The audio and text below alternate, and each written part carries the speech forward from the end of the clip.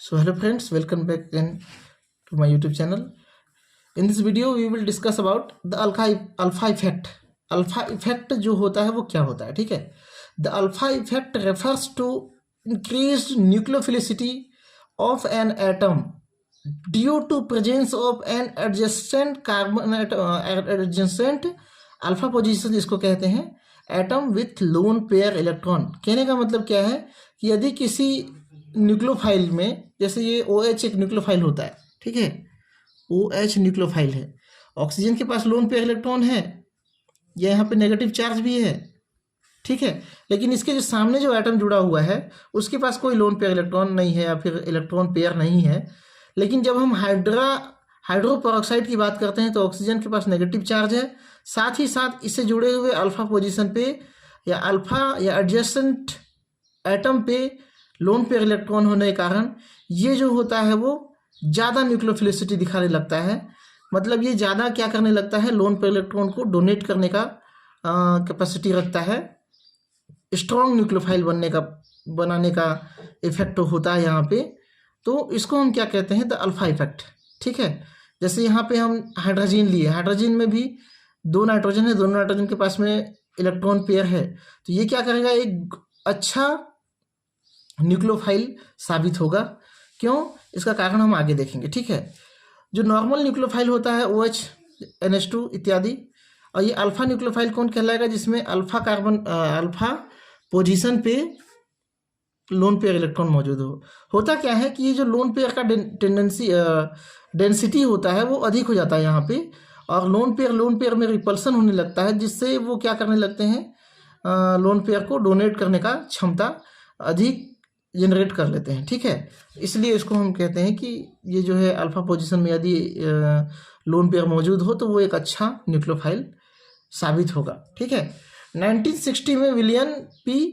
Gen X and John Carriuolo ने इसे introduce किया था. इन्होंने एक ईस्टर है पैरानाइट्रोफेनॉल एसीटेट को अलग अलग न्यूक्लियोफाइल के साथ में रिएक्शन करके अल्फा इफेक्ट की स्टडी की थी कि कौन सा न्यूक्लियोफाइल कितना अल्फा इफेक्ट दिखाता है सेम टाइप के नॉर्मल न्यूक्लियोफाइल की तुलना में, और सेम टाइप के अल्फा. जैसे ये क्या है, सेम टाइप के न्यूक्लियोफाइल हैं, ऑक्सीजन में इलेक्ट्रॉन पेयर है, तो इन दोनों में अच्छा न्यूक्लियोफाइल कौन साबित होता है, ठीक है. तो इनके साथ में क्या करते हैं, हम रिएक्शन करा के देखे थे. तो उन्होंने कौन सा कंपाउंड लिया था, वैसे हमने यहाँ देखा ही है, फेनिल एसीटेट लिया था. तो फेनिल एसीटेट कुछ इस तरह का होता है, मैंने यहाँ पे इसका फॉर्मूला लिखा है, ठीक है. उसी तरह से यहाँ पे डाइफेनिल फॉस्फेट, तो यहाँ पे फॉस्फेट है, यहाँ पे ऑक्सीजन छूट जा रहा था तो मैंने यहाँ बीच में डाल दिया, ठीक है. तो इन दोनों कंपाउंड पे उन्होंने स्टडी की थी कि कौन कौन सा जो कंपाउंड होगा, कौन कौन सा जो न्यूक्लियोफाइल होगा वो एक तरह से स्ट्रांग होगा और कौन सा तुलनात्मक वीक होगा, ठीक है. तो उपरोक्त कंपाउंड को जब नॉर्मल न्यूक्लियोफाइल तथा अल्फा इफेक्ट वाले न्यूक्लियोफाइल से रिएक्ट करते हैं तब उसका जो रिएक्शन कांस्टेंट था वो कुछ अलग अलग आ रहा था, ठीक है. जो नॉर्मल वाले का रेट कांस्टेंट था वो कम आ रहा था, जो के अल्फा न्यूक्लियोफाइल कहने का मतलब जो अल्फा न्यूक्लियोफाइल था, है ना, उसका रेट कांस्टेंट क्या आ रहा था, अधिक आ रहा था, ठीक है. तो अगर हम इसको तुलनात्मक रूप से देखें तो ये अगर इसको डिवाइड करें न्यूक्लियोफाइल अल्फा न्यूक्लियोफाइल वाले रेट कांस्टेंट को के नॉर्मल वाले न्यूक्लियोफाइल के रेट कांस्टेंट से, तो उसकी वैल्यू हमेशा 1 से अधिक आएगी. अगर दोनों बराबर होता तो 1 आता, 1 जब 1 इस टाइप का, ठीक है. लेकिन चूंकि इसका वैल्यू क्या है, काफ़ी ज़्यादा है, तो इसका वैल्यू 2 से 10 तक वेरी करता है, उससे कहीं अधिक भी देखा गया है, ठीक है. तो अब हम देखते हैं origin of the alpha effect. सबसे पहला प्रमुख कारण है lone pair to lone pair या electron pair to electron pair repulsion. तो यहाँ पे क्या होता है, इलेक्ट्रॉन पेयर की डेंसिटी होती है, यहाँ भी क्या होता है, इलेक्ट्रॉन पेयर की डेंसिटी होती है, तो इसमें क्या होगा, आपस में रिपल्सन होगा, ठीक है. इस रिपल्सन के कारण ये इसका डोनेशन आसानी से कर पाएंगे, ठीक है. अगर दूसरा एग्जांपल देखें, यहाँ पे NH2 है यहाँ पे, ठीक है, इसमें भी लोन पेयर है, ऑक्सीजन यहाँ पे OH है ना.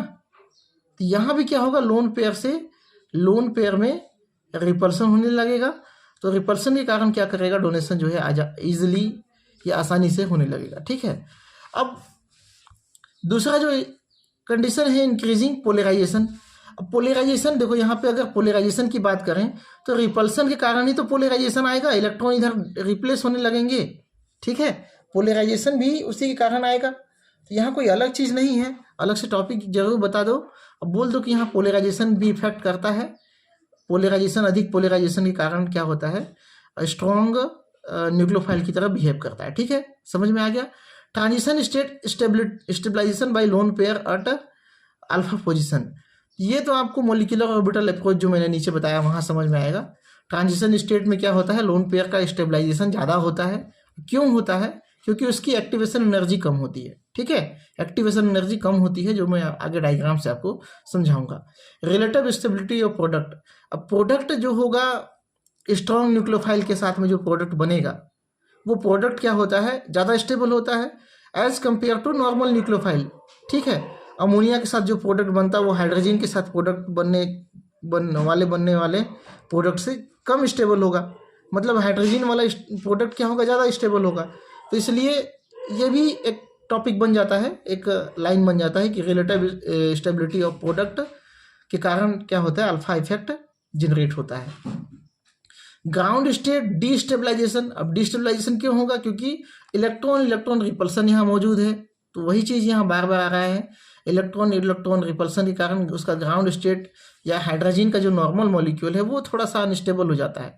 अब अनस्टेबल हो जाएगा मतलब किसी से जुड़ना चाहेगा, किसी को लोन पेयर डोनेट करना चाहेगा, ठीक है, ये स्थिति उत्पन्न हो जाती है। इस वजह से वो क्या करता है, अल्फा इफेक्ट दिखाता है। अल्फा इफेक्ट तो समझ में आ रहा है ना, अल्फा इफेक्ट मतलब अल्फा पोजीशन में जो एटम है उसमें जो इलेक्ट्रॉन पेयर है उसके कारण न्यूक्लियोफिलिसिटी का बढ़ना अल्फा इफेक्ट कहलाता है, एक लाइन में अगर आप कहना चाहो, ठीक है। तो अब देखते हैं मॉलिक्यूलर ऑर्बिटल अप्रोच या फिर मॉलिक्यूलर ऑर्बिटल डायग्राम से इसको हम कैसे समझ सकते हैं कि उसकी स्टेबिलिटी कैसे बढ़ेगी, है ना, तो वो हम देख लेते हैं। नॉर्मल न्यूक्लियोफाइल तथा अल्फा इफेक्ट वाले न्यूक्लियोफाइल के हाईएस्ट ऑक्यूपाइड मॉलिक्यूलर ऑर्बिटल, होमो क्या होता है, हाईएस्ट ऑक्यूपाइड मॉलिक्यूलर ऑर्बिटल, अधिक भरा हुआ मॉलिक्यूलर ऑर्बिटल का किसी सबसेट जिस पर रिएक्शन कर रहा है उसके ल्यूमो मतलब खाली, lowest unoccupied molecular orbital, lowest मतलब कम ऊर्जा वाला और अनऑक्यूपाइड मतलब खाली ऑर्बिटल, मॉलिक्यूलर ऑर्बिटल के बीच में बॉन्डिंग होती है। तो मॉलिक्यूलर डायग्राम से हम न्यूक्लियोफिलिसिटी को आसानी से कंपेयर कर सकते हैं। देखते हैं, यहाँ हमने एक डायग्राम बनाया है, इस डायग्राम को ध्यान से समझिए, है ना। देखिए यहाँ जो है अमोनिया का मॉलिक्यूलर ऑर्बिटल है, ये एटॉमिक ऑर्बिटल नहीं है, ये मॉलिक्यूलर ऑर्बिटल है, HOMO highest occupied molecular orbital ammonia, इधर बढ़ती हुई एनर्जी है। इसी तरह से हम यहाँ पे RX ले लिए हैं, न्यूक्लियोफाइल RX पे अटैक करेगा, ये वाला न्यूक्लियोफाइल RX पे अटैक करेगा, अल्फा न्यूक्लियोफाइल है, इधर नॉर्मल न्यूक्लियोफाइल है। अल्फा न्यूक्लियोफाइल हम इसी कंपाउंड का ले लेते हैं अमोनिया का, तो क्या होगा, डाईमीन कह सकते हो इसको, या फिर हाइड्रोजन सॉरी NH2 ठीक है। तो NH2 इसकी एनर्जी लेवल क्या होगी, लगभग सेम होगी, ठीक है।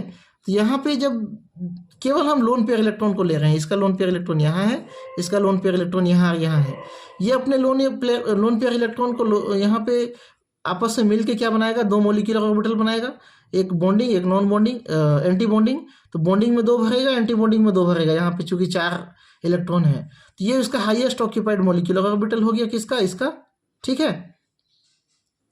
अब यहाँ पे तुलना करें, इसकी एनर्जी बढ़ गई है, ठीक है। अब इसकी जो RX की एनर्जी थी, वो RX जो बॉन्ड है यहाँ पे, बॉन्ड पेयर कितना है, 2 ही है, तो वो 2 इलेक्ट्रॉन यहाँ पे हमने भर रखा है। हाईएस्ट ऑक्यूपाइड मॉलिक्यूलर ये है और इसका लोएस्ट अनऑक्यूपाइड मॉलिक्यूलर ऑर्बिटल ये M है, मॉलिक्यूलर ऑर्बिटल यहाँ पे है जो खाली है। तो लोन पेयर को दोनों को इसको यहाँ पे देना है। अब दोनों में से कौन जुड़ने में प्राथमिकता दिखाएगा, उसको हम समझेंगे डेल E से। डेल E देखो, इसका एनर्जी यहाँ है, इसको यहाँ से यहाँ तक जाने के लिए डेल E एनर्जी लगती है, लेकिन इसका जो हाईएस्ट ऑक्यूपाइड मॉलिक्यूलर ऑर्बिटल है, इसकी एनर्जी कहाँ है, यहाँ है, और इसको यहाँ से यहाँ जाने के लिए कम एनर्जी की आवश्यकता पड़ती है। मतलब ये जो लोन पेयर इलेक्ट्रॉन है ये यहाँ पे ज़्यादा स्टेबल है एज कंपेयर टू अमोनिया के लोन पेयर इलेक्ट्रॉन से, ठीक है। अमोनिया के लोन पेयर इलेक्ट्रॉन से ये वाला जो लोन पेयर इलेक्ट्रॉन है वो क्या है, यहाँ पे ज़्यादा स्टेबल है।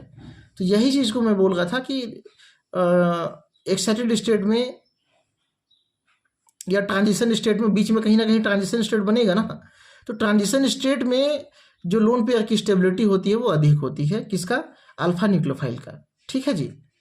तो स्पष्ट रूप से हम लिख सकते हैं कि यहाँ पे डेल E जो होगा नॉर्मल न्यूक्लियोफाइल का जो एनर्जी होगा, एक्साइटेशन एनर्जी, वो अल्फा न्यूक्लियोफाइल वाले न्यूक्लियोफाइल का एक्साइटेशन एनर्जी से काफ़ी अधिक होगा। ठीक है, तो ये चीज़ यहाँ से क्लियर होता है। अब factor affecting the alpha nucleophile है ना, अल्फा इफेक्ट का प्रभावित करने वाले कारक, तो पहला है पोलराइजेशन। पोलराइजेशन जितना ज़्यादा होगा उतना अच्छे से बॉन्ड बनाएगा।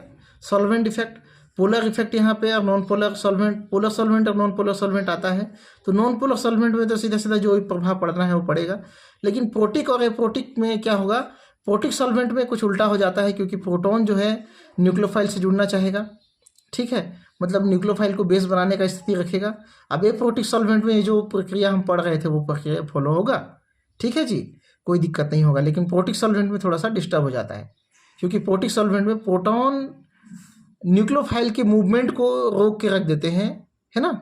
मतलब सॉल्वेंट इफेक्ट यहाँ पे आपको देखने को मिलेगा, चारों ओर सॉल्वेंट इसको घेर के रख देंगे, किसको, न्यूक्लियोफाइल को, जिससे उसको सबस्ट्रेट तक पहुँचने में दिक्कत होगा। पहले वाले वीडियो में हमने सॉल्वेंट इफेक्ट के बारे में काफ़ी देखा, स्टडी किया है। ठीक है, अब यहाँ पे आता है इंटरमोलिक्यूलर कैटालिसिस। तो कैटालिसिस, अगर कोई इंटरमोलिक्यूलर कैटालिसिस अगर आ रहा है तो सॉल्वेंट इफेक्ट को क्या कर देगा, बढ़ा देगा। ठीक है, अगर कोई ऐसा कैटालिस्ट काम करे जो रिएक्शन के रेट को बढ़ा दे, तो उसमें अल्फा इफेक्ट वाला न्यूक्लियोफाइल जल्दी जुड़ने लगेगा। तो यहाँ कोई शंका वाली बात नहीं है। ठीक है, तो एक बार फिर से मैं आप सभी को, आज जो चंद्रयान हमारा चंद्रमा में लैंड हुआ है, इसके लिए मैं आप सभी को बधाई देना चाहता हूँ। साथ ही पूरे देशवासियों को और इसरो के वैज्ञानिकों को भी मैं बहुत बहुत बधाई देता हूँ। Thank you.